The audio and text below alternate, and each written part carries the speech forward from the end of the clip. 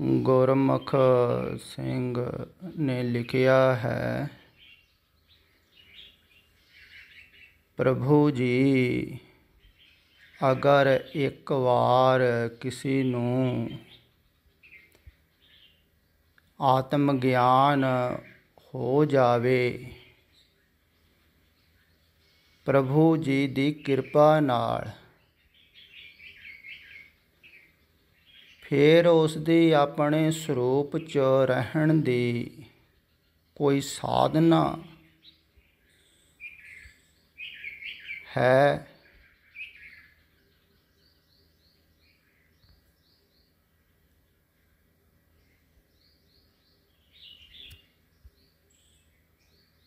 ਕਿ ਦੁਬਾਰਾ ਮਨ ਹਉਮੈ ਭਾਵ ਪੈਦਾ ਕਰ ਸਕਦਾ ਜੀ।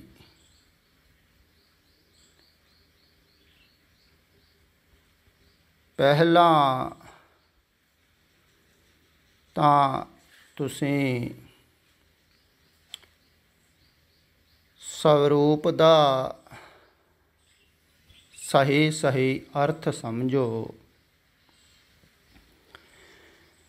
ਸਵਰੂਪ ਦਾ ਅਰਥ ਹੁੰਦਾ ਹੈ ਸਵਯੰ ਦਾ ਰੂਪ, ਆਪਣਾ ਰੂਪ, ਸਵ ਰੂਪ।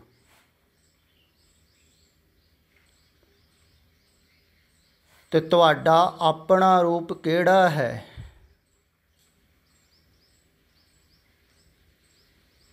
ਦੋ ਰੂਪਾਂ ਨੂੰ ਤੇ ਤੁਸੀਂ ਜਾਣਦੇ ਹੋ,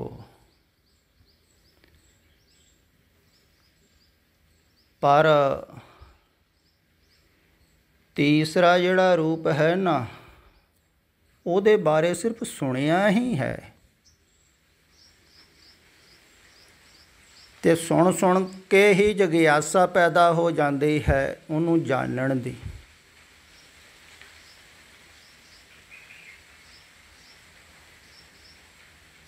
ਪਰ ਉਹਨੂੰ ਤੁਸੀਂ ਓਨਾ ਚਿਰ ਨਹੀਂ ਜਾਣ ਸਕਦੇ ਹੋ ਜਿੰਨਾ ਚਿਰ ਇਹ ਬਾਹਰਲੇ ਜਿਹੜੇ ਸਰੂਪਾਂ ਨੂੰ ਤੁਸੀਂ ਜਾਣਦੇ ਹੋ ਨਾ, ਉਹਨਾਂ ਨੂੰ ਭੁੱਲ ਨਹੀਂ ਜਾਂਦੇ। ਇਹ ਗੱਲ ਖਿਆਲ ਵਿੱਚ ਰੱਖੋ। ਇਹ ਬਾਹਰਲੇ ਜਿਹੜੇ ਦੋ ਸਰੂਪ ਹਨ, ਇੱਕ ਤੇ ਮਾਤਾ ਪਿਤਾ ਤੋਂ ਮਿਲਿਆ ਹੋਇਆ ਹੈ ਤੇ ਦੂਸਰਾ ਸਮਾਜ ਤੋਂ ਮਿਲਿਆ ਹੋਇਆ ਹੈ।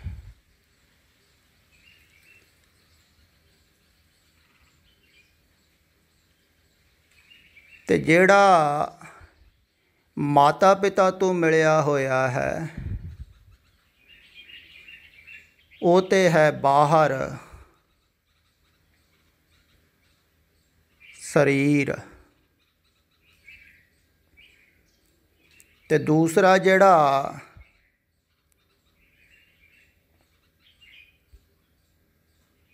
ਸਮਾਜ ਤੋਂ ਮਿਲਿਆ ਹੋਇਆ ਹੈ, ਉਹ ਹੈ ਸੂਖਸ਼ਮ ਸਰੀਰ, ਅੰਤਸ਼ਕਰਨ ਤੁਹਾਡਾ ਮਨ। ਉਹ ਹੈ ਸਮਾਜ ਤੋਂ ਬਣਿਆ ਹੋਇਆ ਸਰੀਰ।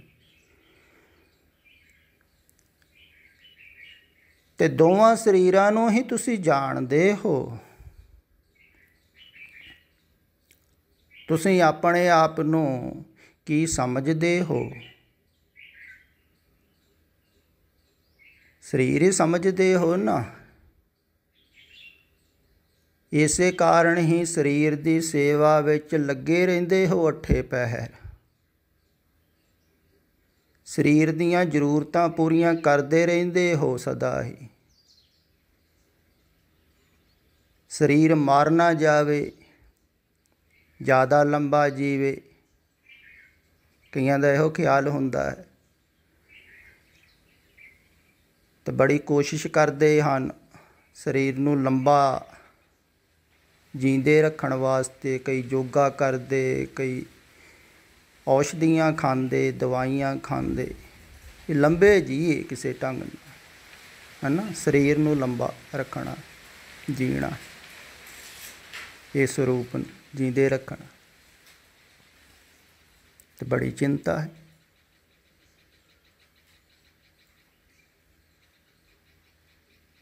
ਤੇ ਜ਼ਿਆਦਾਤਰ ਤੇ ਇਹ ਜੋ ਮਾਤਾ ਪਿਤਾ ਤੋਂ ਮਿਲਿਆ ਹੋਇਆ ਹੈ ਰੂਪ ਤੁਹਾਨੂੰ ਸਰੂਪ, ਇਹਦੇ ਵੱਲ ਧਿਆਨ ਹੈ, ਇਹ ਤੁਹਾਡਾ ਨਹੀਂ ਹੈ। ਦੇਖੋ ਜਿਹੜੇ ਸਰੂਪ ਤੁਹਾਡੇ ਨਹੀਂ ਹਨ ਉਹਨਾਂ ਨੂੰ ਤੁਸੀਂ ਆਪਣਾ ਸਮਝ ਰਹੇ ਹੋ। ਨਾ ਹੀ ਮਾਤਾ ਪਿਤਾ ਤੋਂ ਮਿਲਿਆ ਹੋਇਆ ਸਰੀਰ ਤੁਹਾਡਾ ਸਰੂਪ ਹੈ, ਨਾ ਹੀ ਮਨ ਤੁਹਾਡਾ ਸਰੂਪ ਹੈ। ਤੇ ਦੋਵਾਂ ਨੂੰ ਤੁਸੀਂ ਆਪਣਾ ਸਮਝ ਲਿਆ। ਫਿਰ ਸਰੀਰ ਨਾਲੋਂ ਵੀ ਜ਼ਿਆਦਾ ਜਿਹੜਾ ਅੰਦਰਲਾ ਸਰੂਪ ਹੈ ਨਾ ਤੁਹਾਡਾ, ਉਹਦੇ ਨਾਲ ਤੁਸੀਂ ਜ਼ਿਆਦਾ ਜੁੜੇ ਹੋਏ ਹੋ। ਉਹ ਬਿਲਕੁਲ ਕਾਲਪਨਿਕ ਹੈ, ਸਿਖਾਇਆ ਹੋਇਆ ਸਰੂਪ ਤੁਸੀਂ ਆਪ ਚਿਤਰਿਤ ਕਰਦੇ ਹੋ। ਸਮਾਜ ਨੇ ਸਿਖਾ ਦਿੱਤਾ, ਤੁਸੀਂ ਸਿੱਖ ਹੋ, ਤੁਸੀਂ ਆਪਣੇ ਆਪ ਨੂੰ ਸਿੱਖ ਸਮਝਣ ਲੱਗ ਗਏ। ਫਿਰ ਜਿਹੜਾ ਬਾਹਰਲਾ ਸਰੂਪ ਹੈ ਸਰੀਰ, ਇਹਨੂੰ ਵੀ ਤੁਸੀਂ ਸਿੱਖ ਬਣਾ ਦਿੰਦੇ ਹੋ। ਉਹ ਤਾਂ ਸਿੱਖਿਆ ਸੀ ਨਾ ਅੰਦਰ ਵੀ ਤੁਸੀਂ ਸਿੱਖ ਹੋ, ਜਾਂ ਕਿਸੇ ਨੇ ਹਿੰਦੂ ਹੋ, ਕਿਸੇ ਨੇ ਅੰਦਰੋਂ ਮੁਸਲਮਾਨ ਹੋ, ਵੀ ਜੈਸੇ ਸਮਾਜ ਦੇ ਵਿੱਚ ਸਰੀਰ ਪੈਦਾ ਹੋਇਆ ਹੈ ਤੇ ਵੈਸੇ ਹੀ ਸਿੱਖਿਆ ਮਿਲਦੀ ਹੈ ਨਾ। ਉਹ ਸਿੱਖਿਆ ਦੁਆਰਾ ਹੀ ਅੰਦਰਲਾ ਸਰੂਪ ਬਣ ਜਾਂਦਾ ਹੈ। ਉਹ ਸਮਾਜਿਕ ਸਰੂਪ ਹੈ ਅੰਦਰਲਾ ਜਿਹੜਾ ਤੁਹਾਡਾ, ਉਹ ਤੁਹਾਡਾ ਆਪਣਾ ਨਹੀਂ ਹੈ।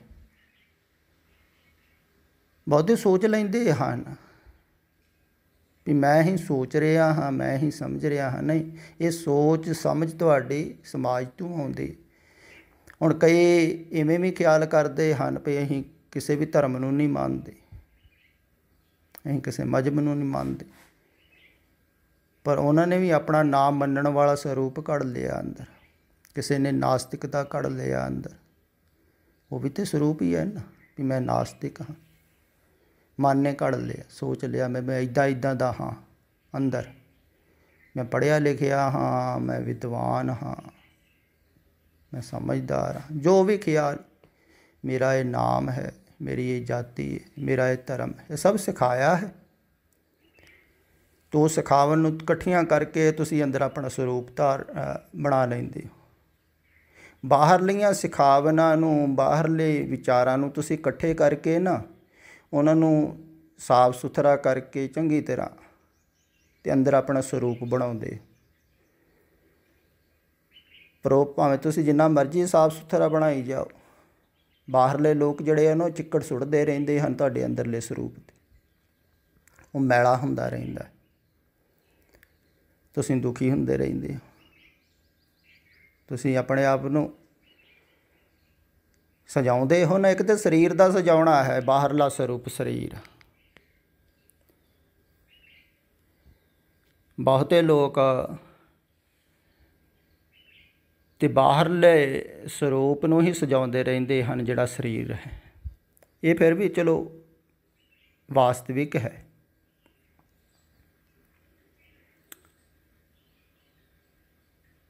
ਸੱਚ ਤੇ ਨਹੀਂ ਹੈ, ਨਾ ਹੀ ਥਿਰ ਹੈ, ਪਰ ਫਿਰ ਵੀ ਝੂਠ ਦੇ ਵਿੱਚ ਪੈਦਾ ਹੋਇਆ ਹੈ। ਝੂਠਾ ਹੈ ਤੇ ਹੈ ਨਾ, ਅਤੇ ਇਹਨੂੰ ਕਈ ਸਜਾਉਂਦੇ ਰਹਿੰਦੇ ਹਨ, ਇਹਨੂੰ ਹੀ ਸਵਾਰਦੇ ਰਹਿੰਦੇ ਹਨ, ਇਹਦੇ 'ਤੇ ਹੀ ਧਿਆਨ ਦਿੰਦੇ ਰਹਿੰਦੇ ਹਨ ਵੀ ਇਹ ਸਰੂਪ ਸਾਡਾ ਠੀਕ ਠਾਕ ਰਹੇ। ਜ਼ਿਆਦਾਤਰ ਲੋਕ, ਇਸਤਰੀਆਂ ਜ਼ਿਆਦਾ ਸਰੀਰ ਨੂੰ ਹੀ ਸਜਾਉਂਦੀਆਂ ਹਨ, ਸਰੀਰ ਵੱਲ ਜ਼ਿਆਦਾ ਖਿਆਲ ਰੱਖਦੀਆਂ। ਪੁਰਸ਼ ਵੀ ਰੱਖਦੇ ਹੀ ਹਨ,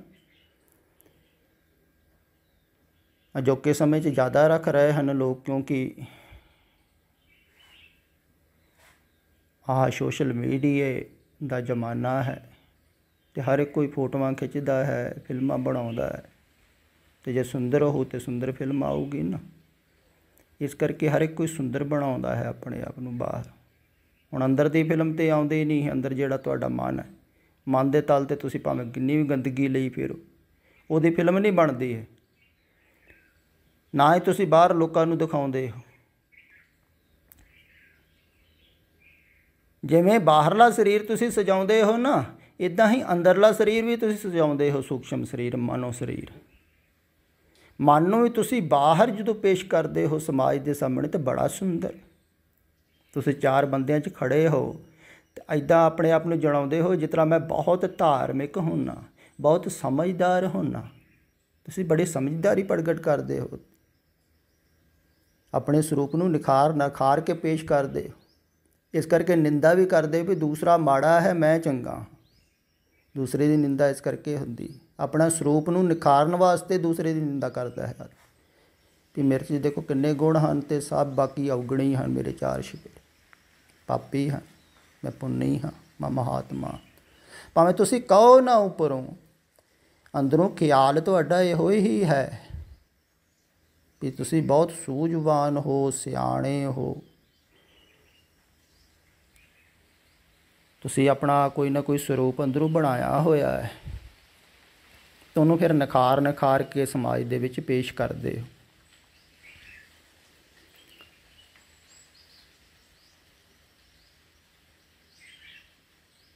ਅਤੇ ਨਿਖਾਰ ਕੇ ਜਿੰਨਾ ਖੁਸ਼ੀ ਪੇਸ਼ ਕਰੋ, ਬਾਹਰ ਦੇ ਲੋਕ ਜਿਹੜੇ ਹਨ ਉਹ ਚਿੱਕੜ ਸੁੱਟਦੇ ਰਹਿੰਦੇ ਹਨ। ਉਹ ਕਹਿੰਦੇ ਹਨ ਭਈ ਤੁਹਾਡੇ ਸਰੂਪ ਨੂੰ ਕਿਉਂ ਦੇਖਣ ਲੋਕ, ਸਾਡੇ ਨੂੰ ਦੇਖਣ। ਇਸੇ ਕਰਕੇ ਇੱਕ ਦੂਸਰੇ 'ਤੇ ਚਿੱਕੜ ਸੁੱਟਦੇ ਹਨ ਲੋਕ, ਵੀ ਦੂਸਰੇ 'ਤੇ ਚਿੱਕੜ ਸੁੱਟ ਦਿਓ, ਦੂਸਰੇ ਨੂੰ ਗੰਦਾ ਕਰ ਦਿਓ, ਆਪਣੇ ਆਪ ਸਵੱਛ ਸਾਫ ਸੁਥਰੇ ਹੋ ਕੇ ਖੜੇ ਹੋ ਵੀ ਦੇਖੋ ਮੇਰੇ ਯਾਰ, ਮੈਂ ਬਿਲਕੁਲ ਸਾਫ ਸੁਥਰਾ, ਧਰਮੀ। ਉਹ ਨਾਤਮ, ਉਹ ਪਾਪੀ, ਉਹਦੇ 'ਤੇ ਚਿੱਕੜ ਸੁੱਟ ਦਿੱਤਾ, ਉਹਨੇ ਆਹ ਪਾਪ ਕੀਤਾ, ਕੁਕਰਮ ਕੀਤਾ। ਇੱਦਾਂ ਹੀ ਹੁੰਦਾ ਹੈ ਨਾ। ਦੂਸਰੇ ਨੂੰ ਪਾਪੀ ਕੁਕਰਮੀ ਠਹਿਰਾਉਣਾ, ਬੁਰਾ ਕਹਿਣਾ, ਉਹਦਾ ਭਾਵ ਤਾਂ ਇਹੋ ਹੀ ਹੈ ਵੀ ਆਪਣੇ ਸਰੂਪ ਨੂੰ ਨਿਖਾਰਨਾ, ਸ਼ੁੱਧ ਕਰਨਾ, ਸ਼ੁੱਧ ਕਰਕੇ ਪ੍ਰਗਟ ਕਰਨਾ।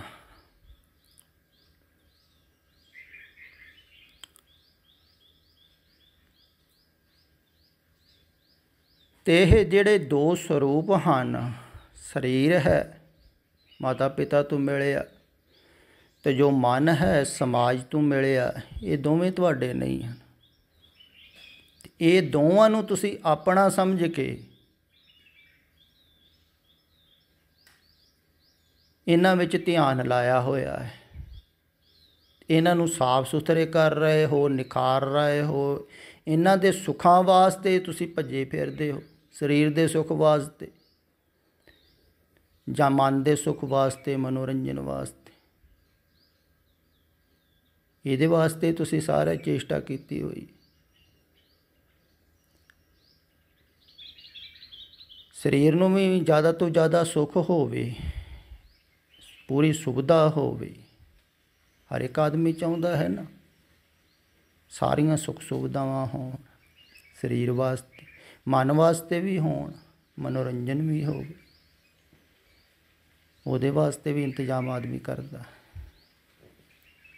ਅਤੇ ਦੋਵਾਂ ਸਰੂਪਾਂ ਨੂੰ ਹੀ ਖੁਸ਼ ਕਰਦਾ ਹੈ, ਦੋਵਾਂ ਸਰੂਪਾਂ ਦੇ ਹੀ ਸੁੱਖ ਵਾਸਤੇ ਚੇਸ਼ਟਾ ਕਰਦਾ ਹੈ, ਦੋਵਾਂ ਸਰੂਪਾਂ ਨੂੰ ਹੀ ਸੁੰਦਰ ਕਰਨ ਦੀ ਕੋਸ਼ਿਸ਼ ਕਰਦਾ ਹੈ।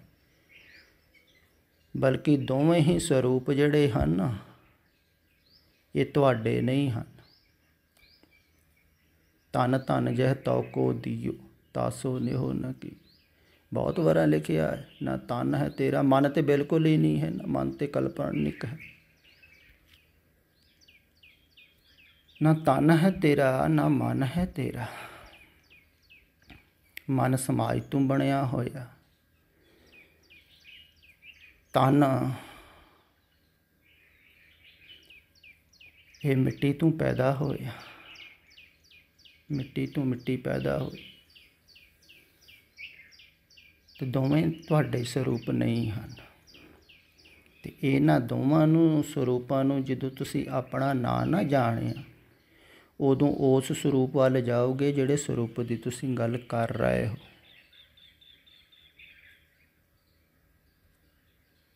ਅਤੇ ਫਿਰ ਉਹ ਸਰੂਪ ਵਿੱਚ ਜਾ ਕੇ ਹੀ ਤੁਹਾਨੂੰ ਪਤਾ ਲੱਗੇਗਾ ਵੀ ਉਹ ਸਰੂਪ ਜਿਹੜਾ ਹੈ ਨਾ, ਉਹ ਸਰੂਪ ਰਹਿਤ ਸਰੂਪ ਹੈ, ਸਰੂਪ ਹੈ, ਸਰੂਪ।